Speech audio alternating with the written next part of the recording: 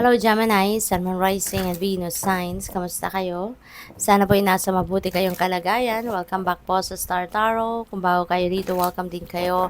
Thank you for your support. I truly appreciate it. God bless you all. Gemini, maraming salamat for the likes and subscribes. At saka sa mga comments po, maraming salamat.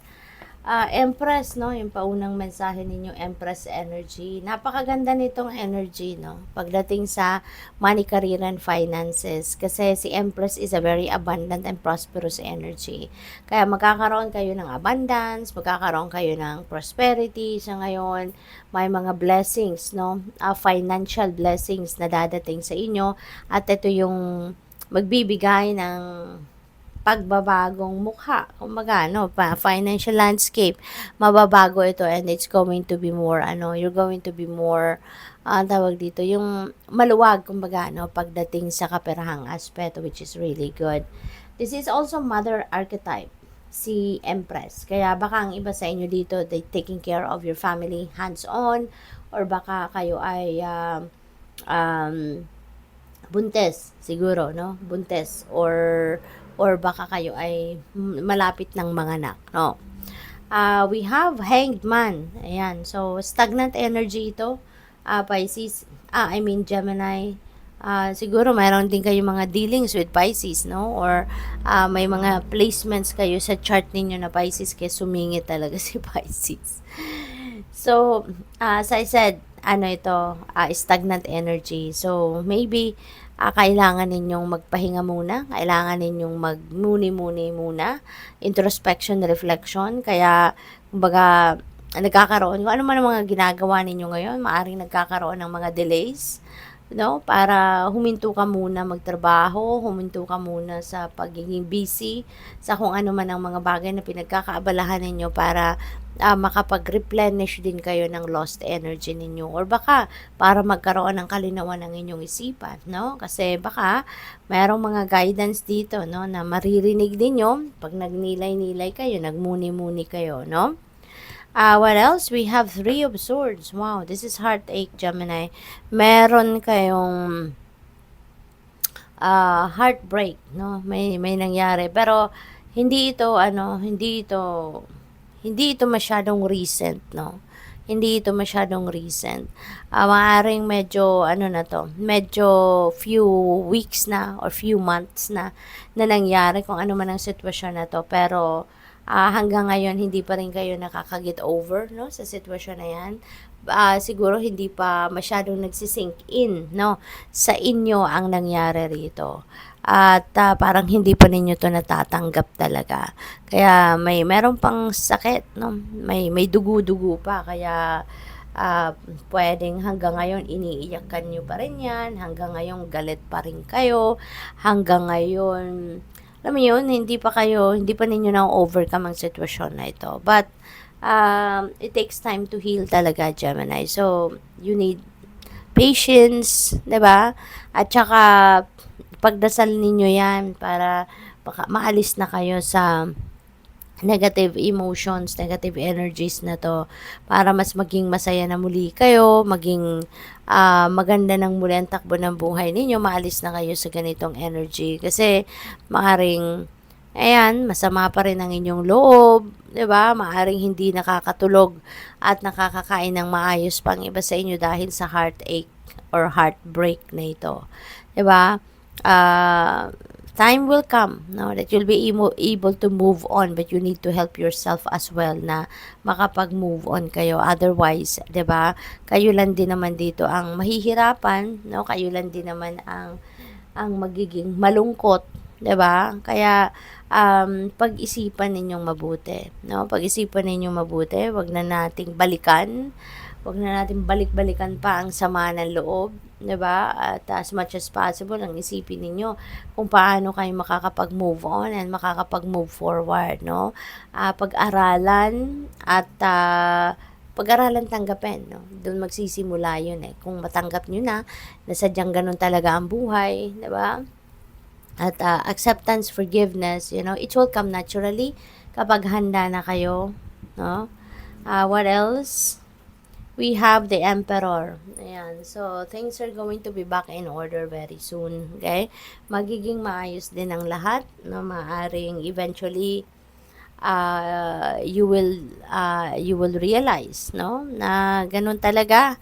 Kailangan umusad na sa buhay. Kailangang makaalis na sa lungkot na ito na pinagdadaanan ninyo para maging makangiti naman kayong muli at maibalik na ninyo yung balanse sa buhay ninyo, makapag-focus na kayo sa mga importanteng bagay na dapat ninyong pag-focusan, ano.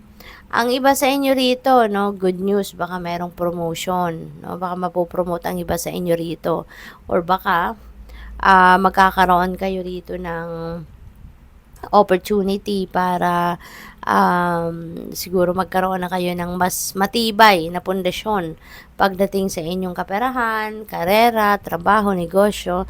Baka yun ang mga magiging focus ng iba sa inyo at this time as well. Baka i-divert na ninyo yung attention ninyo from being focused on this hurt, this pain, no, at magpapaka-busy kayo sa inyong pagpapayaman, no. So, good luck sa'yo. Three of Wands, this is good fortune.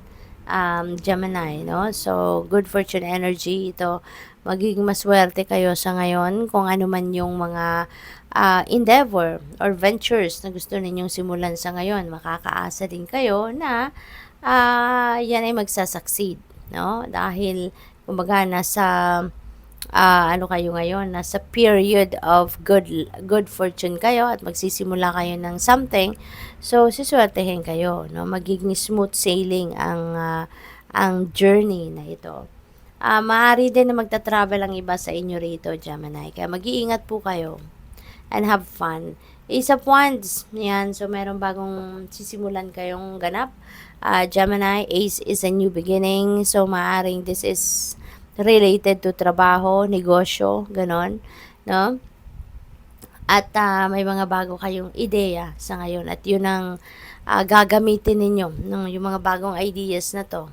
Ito yung gagamitin ninyo para makapagsimula kayo ng bagong yugto sa buhay ninyo, whether that is a negosyo or trabaho, career, gagamitin ninyo yan. Mga creative prowess ninyo. Mukhang lalabas na din yan sa isip ninyo. What else? We have angel number 0000.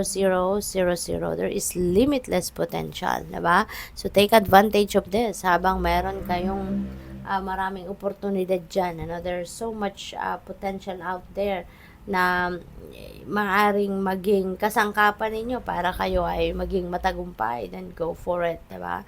Sabi din dito, there is a need for you to reset, 'di ba? Kailangan na ninyo mag-reset ng sarili ninyo, ng buhay ninyo. Kaya kailangan magpahinga muna. Okay? Kailangan magpahinga. Relaxation also is much needed para sa iyo.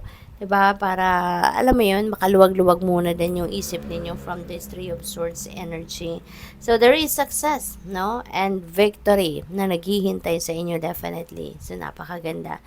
Sabi rito, it serves as a timely reminder that anything can be accomplished if you can dream it. There is no reason you can't make it a reality.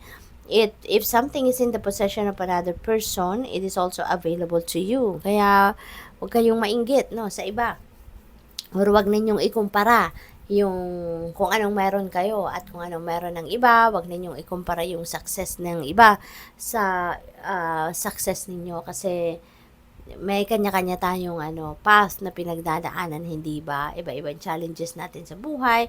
May kanya-kanya tayong timing. Kaya kung kunyari nakikita ninyo nagtatagumpay na yung kaibigan ninyo or kapitbahay ninyo, rest assured, no, that time will come as well na magtatagumpay ka rin. Pero yun nga lang, kailangan mo din mag-take action, no? Kailangan mong sipagan, kailangan mong gumalaw, kailangan mong dumiskarte. Hindi pwedeng naghihintay ka lang na bumagsak sa lap mo yung swerte or yung tagumpay, wala namang ganon. So, you really need to take action then, no? At pasasaan ba't magtatagumpay ka din, katulad din ng ibang tao dyan, no? Kaya magtiwala ka lang, no? Importanteng magtitiwala ka sa sarili mo, sa talents mo, sa skills mo, sa gifts mo kasi 'yun ang magiging kapital mo, no? para sa sa inyong pagtatagumpay. Sabi dito, try to remain calm. What's meant for you won't pass you by. Ayan, let go of tension and relax. Okay? Kung ano ang meant para sa'yo, no? By hook or by crook, dadating at dadating yan. Mangyayari at mangyayari yan because that's meant for you. Kaya, chill lang. Okay? Relax lang. Mag-focus ka sa inyong sarili. Mag-focus ka sa mga gagawin mo, kung paano mo mararating ang tagumpay, no? At tawag kang may stress. Okay? We have angel number 1717. Ayan. So, sabi rito, alone time. Ayan. So, kailangan mo talaga ng alone time sa ngayon, no? With the hanged man energy.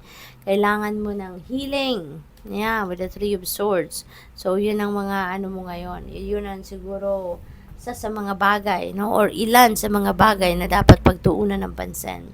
Take a few deep breaths and focus inward. You need time to think things over and consider your options. Ayan na nga, no? Sa hanged man, introspection, reflection time.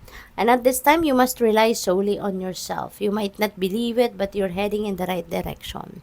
What appears to be a lull in activity is just a natural part of the process.